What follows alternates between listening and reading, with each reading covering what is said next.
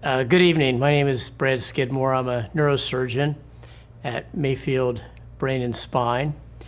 I was asked to speak to you tonight about general terms of brain tumor types, their treatments, as well as how a tumor board works. Tonight I'd like to talk to you about different types of brain tumors, some of the causes and symptoms that we see with different brain tumors, different treatment options, specifically surgical treatment options, and what is involved in a tumor board and how a tumor board might work. There's a variety of tumors that occur inside the skull. The ones that occur from brain tissue come from the glial cells, but there are structures that are around the surface of the brain, whether it be the coverings or the pituitary gland or nerves, which also can have tumors associated with them. The brain itself is made up of components of neurons. There's about 16 billion neurons in the brain, but the majority of the cells are the supporting cells called the glial cells. They make up about 60 billion cells. The glial cells are divided into multiple cell types that are the supporting structures that nourish and take care of the neurons. The microglial cells support the immune system and are the scavengers to maintain the health of the neurons. The astrocytes are the tumors that support the neurons. They make up the blood-brain barrier to regulate the proteins, the electrolytes, or chemicals that interact with the brain itself. The oligodendrocytes are cells that secrete a fatty tissue called myelin, which insulate the neurons and help with the electrical transmission of electrical signals through the nervous system. The benign brain tumors are typically slow growing. They have distinct edges or capsules, and they come typically from the surface of the brain or the structures surrounding the brain. The malignant tumors come from the glial cells. They're the cells that make up the substance of the brain, and they're divided into multiple subtypes, of which the astrocytic component is one of the larger ones. Because they're infiltrative, they tend to be more fast-growing, aggressive, and have more irregular edges, making them much more difficult to remove. The glial tumor that many of us are familiar with are called glioblastomas. The third type of tumors that we see in the brain generally come from somewhere else. A brain tumor that starts in the brain would be considered a primary brain neoplasm or tumor, whereas metastatic tumors typically come from somewhere else. The common places that we see tumors in the brain coming from would be lungs and breast, but skin tumors such as melanoma can also metastasize to the brain, as well as a variety of other tumors. So in review, the types of tumors we see in the brain would be metastatic tumors, which would be tumors coming from somewhere else. Meningiomas, which are tumors that typically come from the lining of the brain and are typically benign and can be completely removed. And gliomas, which are the malignant, faster-growing tumors that can be much more difficult to remove. There's certainly a lot of different types of tumors, and on the right side of the screen, some of the more common tumors that we encounter. We don't really know what causes most brain tumors. Unfortunately, most of the time it's just bad luck. However, there are certain things that we know that increase the chances of having a malignancy or a tumor in the brain. Radiation, whether it be from X-rays, CAT scans, or treatment for other tumors, ionizing radiation can be a cause of tumors that occur in the brain, as well as pesticides, solvents, and rubber compounds or things that are petroleum-based products. And about 5% of tumors are genetically related. Patients that present with brain tumors typically have some type of neurological deficit on their examination. However, 50% of patients will also present with a headache, and 25% may present with a seizure. The symptom that the patient may have would coincide with the location of the brain and the area that's affected by the tumor itself. I know this slide may be very difficult to see. However, This demonstrates some of the different locations of the brain and some of the different structures and functions of those areas of the brain. For example, in the occipital lobe, if one were to have a tumor there, you might have problems with vision, peripheral vision, or sight, whereas a tumor in the temporal lobe could cause problems with speech or language function. There are different types of ways to treat brain tumors. The 4 common types would be observation, surgery, radiation, or chemotherapy. For a tumor that is small or not causing symptoms, for something that is going to be slow growing, many times observation is the treatment of choice. And that might involve a yearly annual scan to see if the tumor changes. If the patient were to develop symptoms or the tumor changes in its size or shape, then additional treatment might be required. That treatment could involve surgery. There are different types of surgery that can be done. Sometimes a biopsy is done. Many times the tumor is surgically removed, especially if the tumor is benign. The goal is always to remove the entire tumor. However, in a malignant tumor, many times only a portion can be removed, and then additional therapy would be required. Radiation is one of those additional forms of therapy. This involves a high-energy beam focused on the tumor, and we do that in a variety of ways to spare the surrounding brain tissue so that the majority of the impact of the high-energy beams of radiation are focused solely on the tumor. If the treatment is given over multiple sessions, we call that fractionated radiosurgery. If it's over a single treatment, we just call it radiosurgery. And last, chemotherapy involves either a pill or a drug that the patient may take, but there are also times where we will implant radiation seeds or particles, or even a chemotherapy agent directly into the residual cavity from the surgical procedure. The goals of surgery are always to obtain a diagnosis, but also to remove as much tumor as possible. So this allows a reduction in the mass effect, which can relieve the symptoms from the pressure that's being applied to the brain by the tumor. We can increase the survival and potentially cure the patient if it's a benign tumor. We always want to avoid loss of brain function and preserve quality of life, of course. Some instances of treatment require just a biopsy. If the tumor is located in an area that's eloquent, that doesn't allow us to fully resect it, but requires a diagnosis, we have a system in place to drill a small hole and stereotactically pass a skinny little needle into the tumor and sample those pieces. We call that a stereotactic biopsy. That specimen is then sent to the pathologist for a histopathologic examination to tell us what type of tumor it is and what would be the best treatment. Traditional surgery or a craniotomy can involve a burr hole, which is what we just talked about with a small biopsy, but also a standard craniotomy where you would open the scalp, open the skull, open the covering, and then remove the tumor. And we also do skull-based surgery, which is a way of dealing with tumors that originate from the base of the skull, many times close to very eloquent areas at the base of the brain and skull, where more bone is removed to allow more of a no-touch technique to access the tumor and remove it without disrupting the brain tissue. Stereotactic navigation is a system that's been in place for years that we've used in the operating room.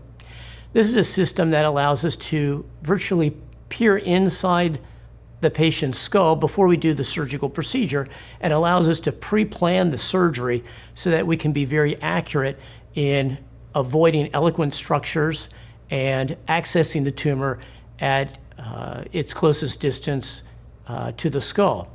As you can see in the slide, the patient on the bed has these little green markers we call fiducials.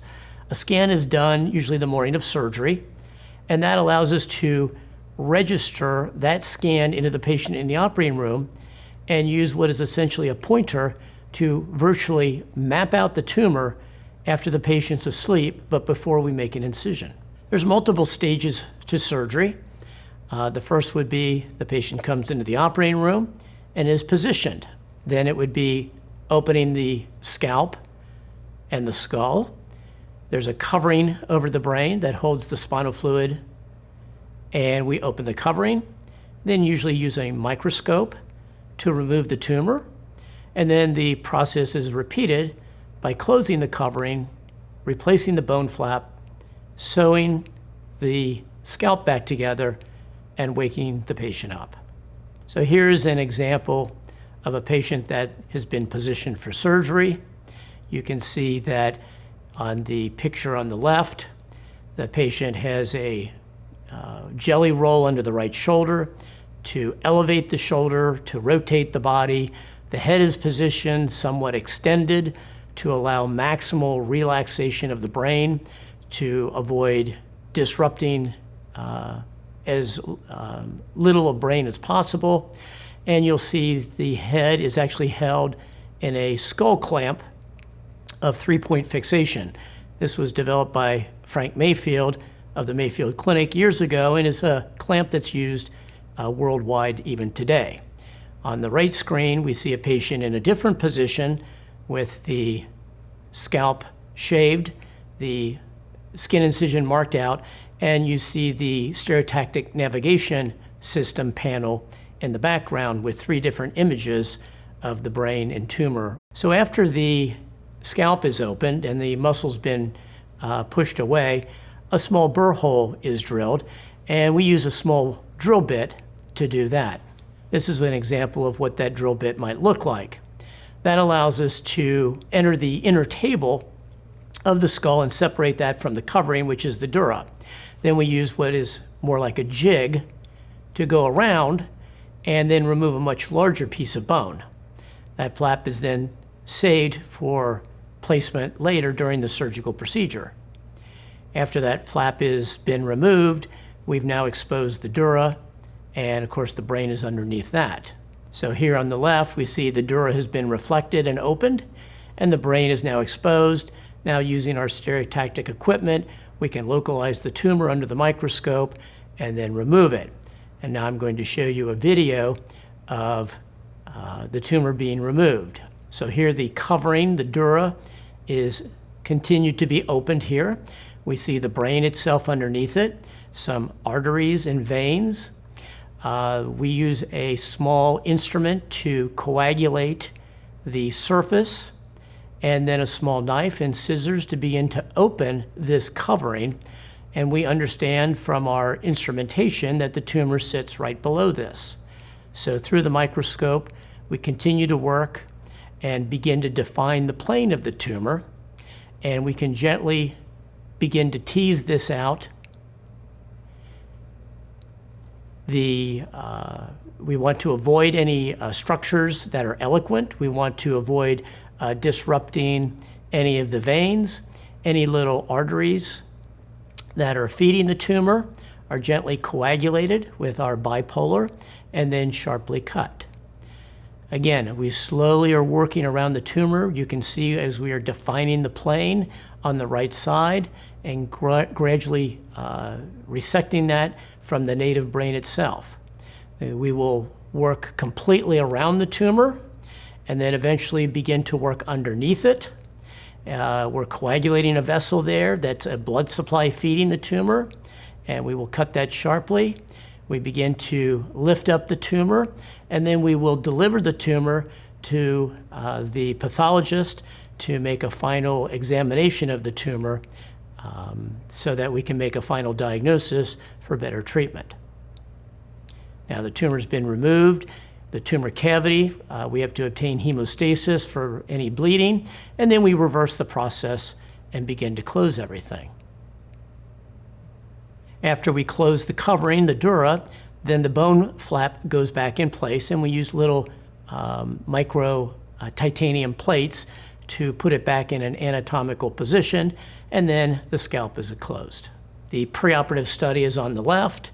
Postoperatively, we would get a scan, usually within 12 to 24 hours, to check for any bleeding or problems that we might have postoperatively. The patient will stay in the hospital for several days, possibly in the intensive care unit. And over the next 2 to 6 weeks, we gradually increase their activity, getting them back to a more normal lifestyle.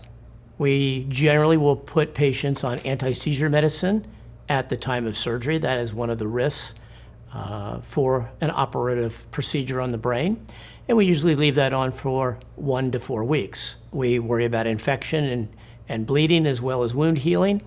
We will sometimes place patients on blood thinners to prevent a blood clot, since they tend to be less active in the postoperative period, might be in the hospital for several days, or they could have some new weakness or neurologic deficit that keeps them in the hospital. Some patients will even need to go to a rehabilitation program or do some outpatient therapy. Now I'd like to tell you about Tumor Board. We think of tumors and patients as very unique individual events, and each tumor is approached differently. So we have a multidisciplinary conference on a weekly basis where physicians and other allied health professionals get together to determine what the best treatment is for each individual patient and tumor. We call this a tumor board. It's made up of neurosurgeons, but also medical oncologists and radiation oncologists. The tumor board has members that are from neuropathology as well as neuroradiology. There are nurses that deal with oncologic brain tumors, as well as other physician's assistants and healthcare providers. We meet on a regular basis. We typically do this once a week. We will review anywhere from 5 to 10 cases, and there's at least one physician from each specialty. At the end, we summarize our findings and our opinion and our recommendation. And then we're able to institute that very quickly because we've all had a conference together. We don't have to worry about sitting on the telephone to call somebody and tell them what we would like to do. We've all been at this conference. So it's a very efficient way of dealing with a brain tumor. The goals of the Brain Tumor Review Board would be to review the studies. We determine a diagnosis. We will review follow-up studies. For example, if a patient is just being followed on an annual basis to see if the tumor grows or changes. So we compare films. We determine the treatment plan, whether it be surgery or a combination of surgery, radiation, or chemotherapy, or even observation. We will sometimes review the pertinent pathology literature and can evaluate patients for clinical trials. Next, I'm going to have Kristie talk to you. She is a nurse navigator who works at the Tumor Board and helps coordinate the care for patients with brain tumors.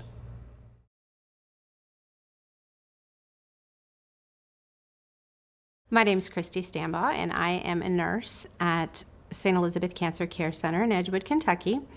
I am one of 3 nurses in the multidisciplinary clinic, and I'm here to talk to you today about brain tumors.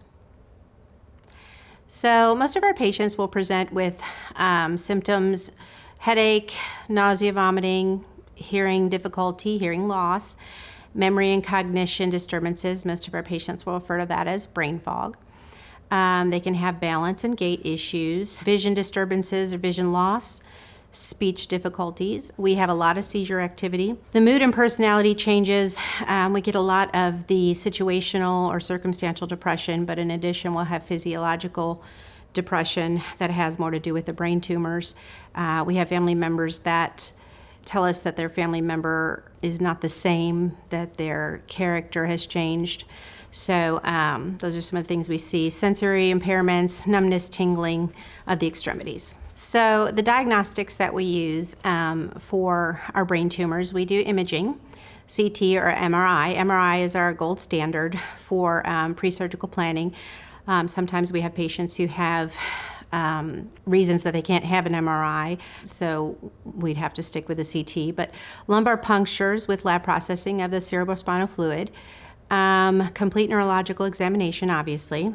CT angiogram, sometimes that's useful for the surgeons so they can plan around the blood vessel involvement. Biopsy with pathology is based on anatomical position of the tumor and accessibility. So if they can do the resection, craniotomy, and get the biopsy at the same time, that's the ultimate. But again, that's based on where the tumor is located and it's how accessible it is. So we're going to talk a minute about the brain tumor types. The first one, astrocytomas. This is the most common type of brain tumors. 60% of all primary brain tumors are astrocytomas. So we have the grading here. Grade 1 is benign. Grade 2 is malignant cells that are going to resemble your normal cells. Grade 3, malignant cells that no longer resemble the normal cells. And grade 4, which are malignant cells that are now differentiated and they're growing rapidly. So glioblastoma is the one that I'm bringing our attention to. It's very aggressive and invasive with a very poor prognosis. The prominent type of brain tumor that we see in our clinic with Dr. Richard Curry. There we have an image of a GBM, as we call them, in the left frontal lobe. The next type is the Mensingioma. These are often benign. They're more common in women.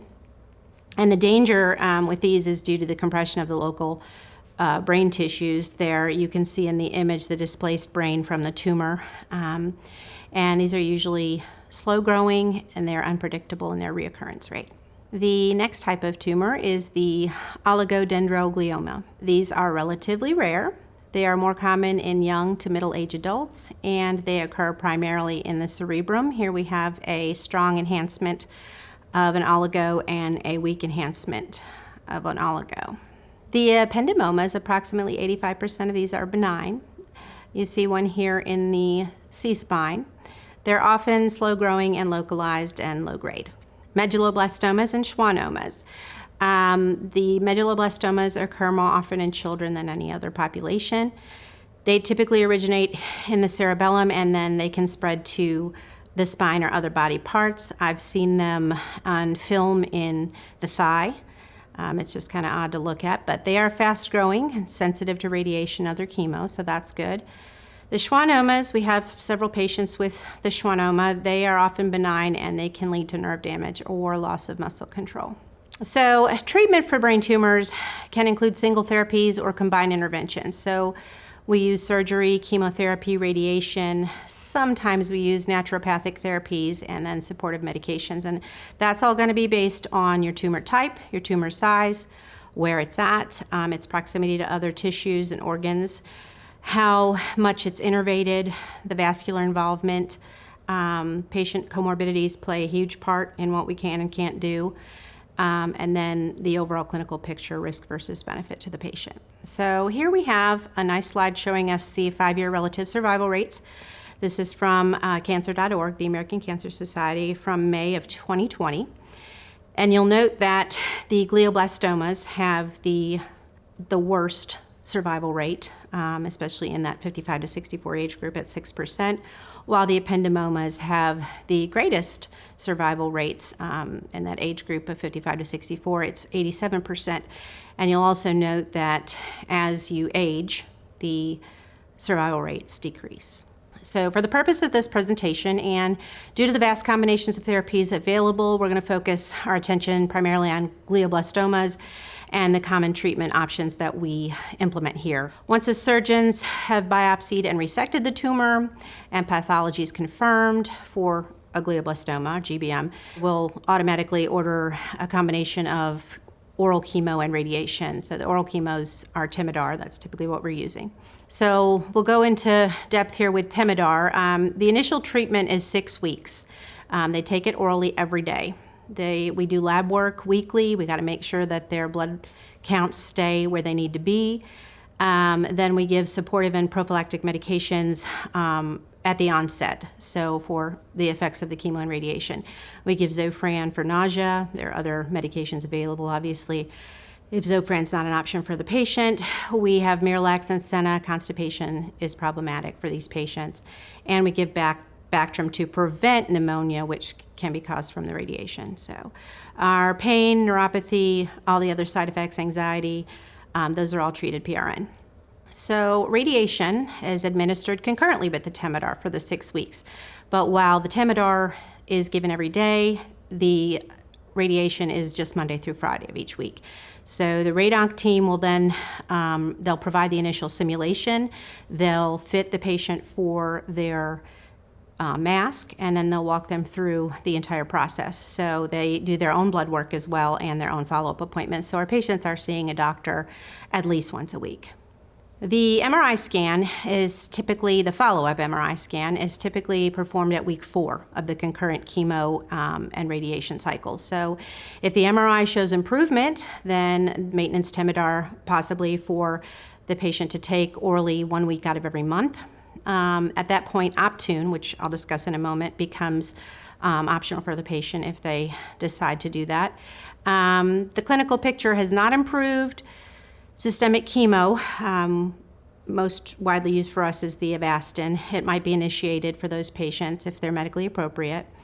CCNU is another oral chemo. It's also called lomustine. The surveillance MRI scans, those are performed about every 8 to 12 weeks, and that just depends on the patient and where they are clinically.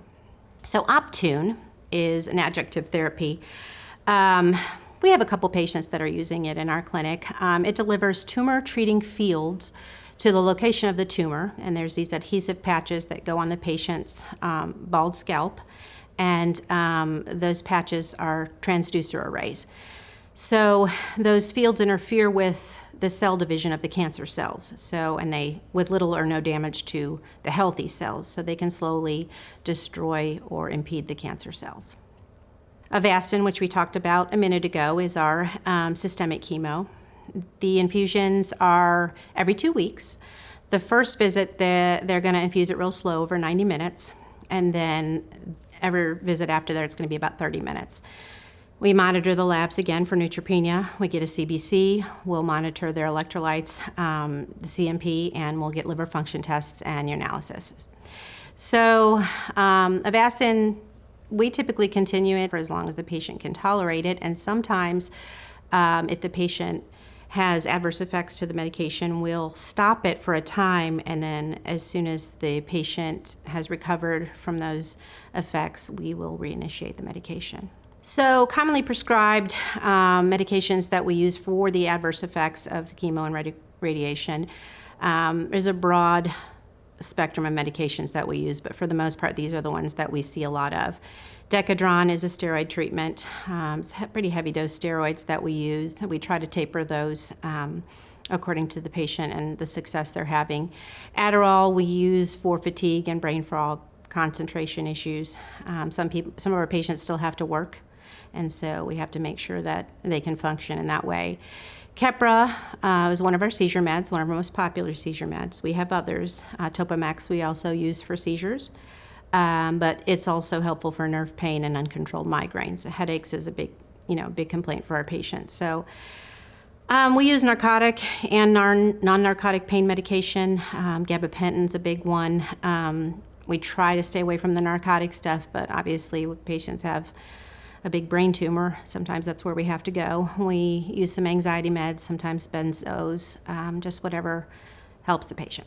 So trials, for patients that are interested in clinical trials, we don't have a lot of patients right now in our clinic interested in them, but for those that are, we do have dedicated nursing staff at St. Elizabeth Cancer Care who can provide that information and facilitate participation in studies at the local, regional, and national level. We also have apps on our phone. Enroll and Open are two of the apps that we have the most success with, and we just try to facilitate that in any way we can. Thank you for your time and attention. Jenny Coleman is here. She can answer any questions that you may have. Thank you.